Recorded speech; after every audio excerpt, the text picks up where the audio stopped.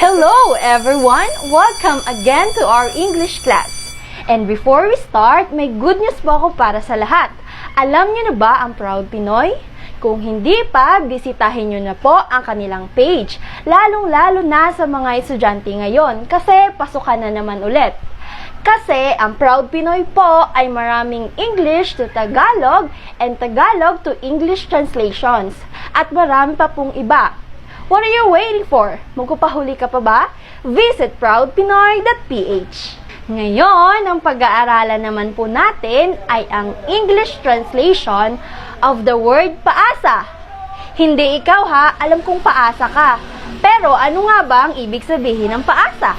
Ma'am, ang paasa ay tumutukoy sa sinumang nangako na gagawin ng isang bagay pero hindi natupad.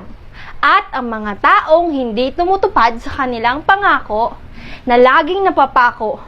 Hay, basta, I hate paasa. Ay oo nga naman, hindi maganda nagpapaasa ng tao kasi may nasasaktan. Anyways, let's go back in our topic.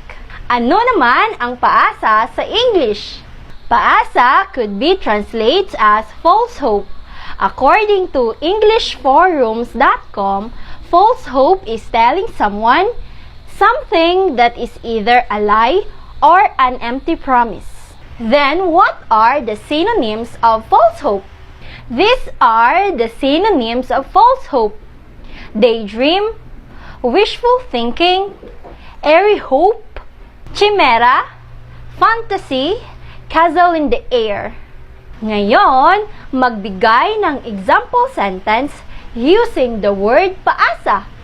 Huwag kang umasa sa mga taong paasa. Umasa ka na ba, Sasi?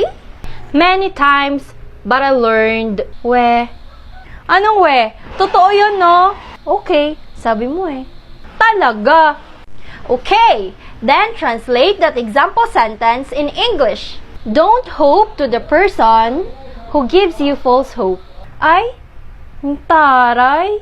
So, alam nyo na ngayon ang paasa sa English at ang ibig sabihin nito.